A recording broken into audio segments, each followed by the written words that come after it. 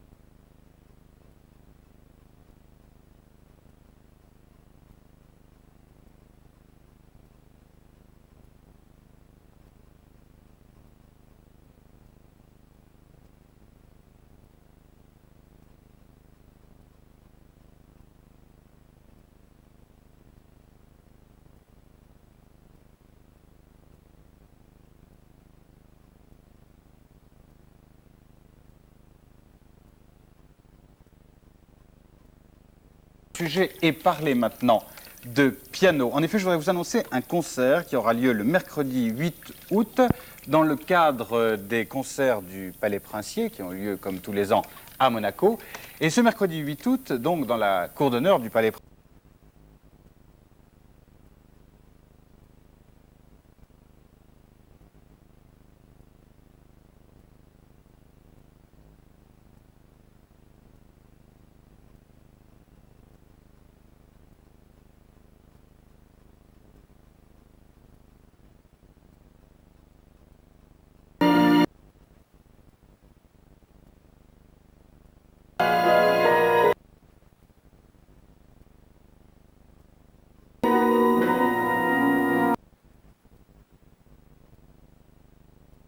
en ré mineur pour deux pianos et orchestre de Poulenc, concert qui aura lieu donc ce mercredi 8 août.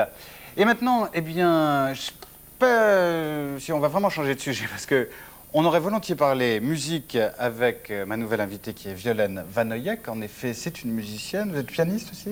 Je suis également pianiste, oui, également à la fois pour la scène et pour le disque, puisque le dernier disque que j'ai réalisé, c'est avec Dominique Paturel. J'étais venue le présenter là, il s'agissait de poésie et de piano.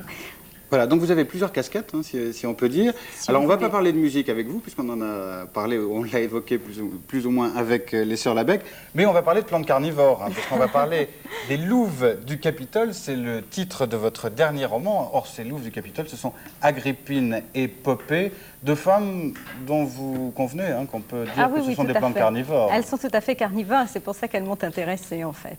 Alors, on les connaît par l'histoire, on les connaît un petit peu par le théâtre, mais vous les connaissez mieux que personne.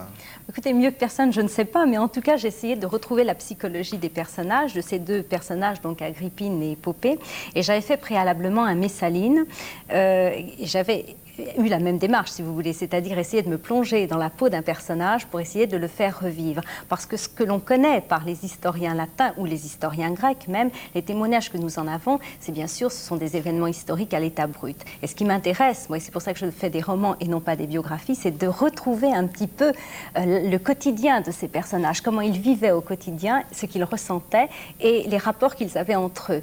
Et voilà pourquoi j'ai essayé de faire revivre ces deux femmes. Donc Agrippine, il faut le rappeler, est la mère du futur Néron. Et Popée sera l'impératrice, c'est-à-dire la femme de Néron.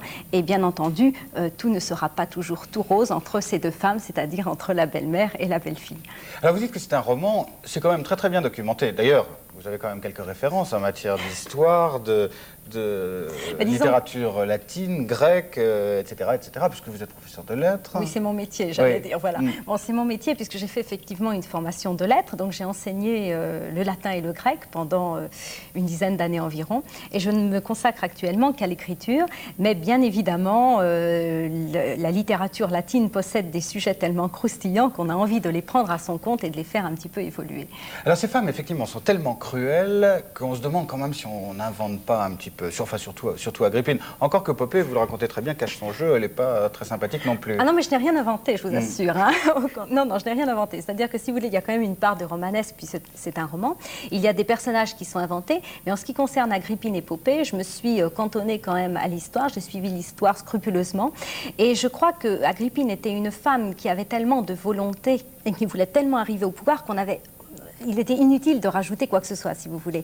Parce que, bon, il faut rappeler que c'est donc une femme qui, là où commence le roman, Messaline vient d'être tuée, Messaline vient d'être assassinée, donc là où commence le roman, Agrippine n'a plus rien, ses biens ont été confisqués, elle est ruinée, elle a perdu ses parents, elle a perdu ses frères et sœurs, assassinés, empoisonnés, ou de mort naturelle. Donc, elle n'a plus rien, mais elle n'a qu'une volonté. Et elle a sa volonté, et c'est tout pour elle, c'est de mettre son fils, Domitius, le futur Néron, sur le trône. Pourquoi? Parce que son père Germanicus, à l'époque, aurait dû régner.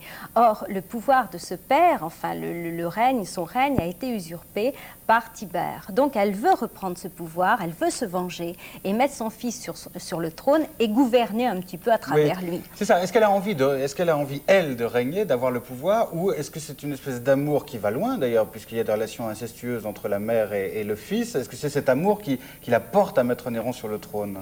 Je crois que c'est cet amour qui la porte à mettre Néron sur le trône. Elle-même voulait gouverner. Mais il faut bien voir qu'au 1er siècle après Jésus-Christ, à Rome, les femmes n'avaient pas ce pouvoir-là. Donc le seul moyen pour elle d'avoir un pouvoir, c'est de gouverner à travers son fils. Donc c'est une maline, si vous voulez.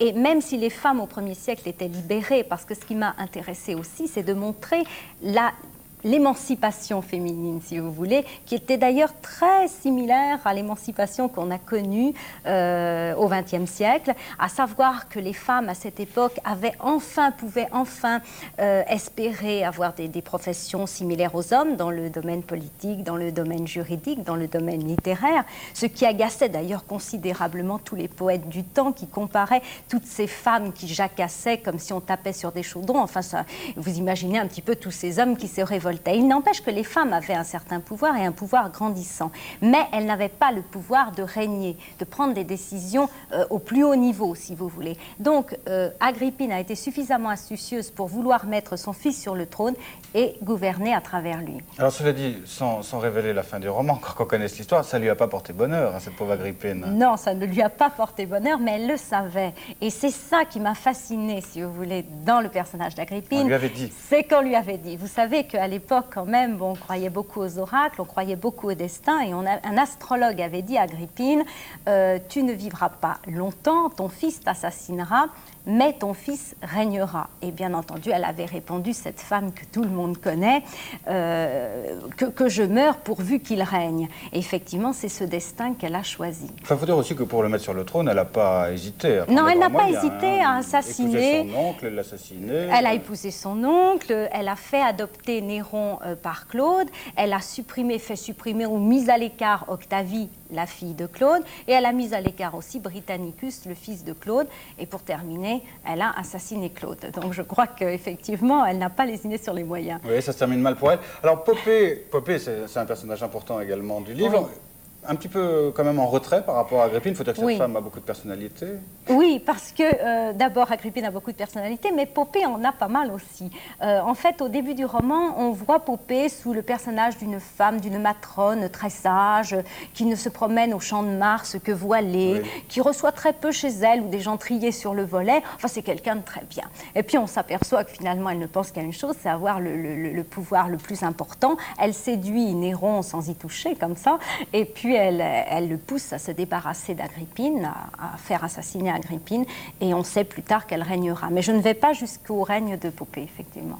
Non. Et vous continuerez par la suite, puisque vous avez commencé par Messaline, Agrippine et Popée, après... Je continuerai probablement, mais il se trouve qu'après, il y a beaucoup d'empereurs intéressants, mais peu d'impératrices. Alors, je vais être obligée de me tourner du côté des hommes. Oui. C'est peut-être dommage, hein, parce que là, on sent quand même que ce livre est écrit par une femme. Et quelle femme? Enfin, bien entendu, je ne vous compare pas aux héroïnes de votre roman, Les Louves du Capitole. C'est aux éditions Robert Laffont, donc l'histoire d'Agrippine, Popée, puis de tout le monde, hein, Néron, Octavie, Britannicus, toute la famille de Violaine Vanoyec, que je remercie beaucoup d'être venu nous en parler sur ce plateau. Moi, je vous quitte, c'est l'heure maintenant, et je vous retrouve très bientôt pour de nouveaux rendez-vous. Au revoir.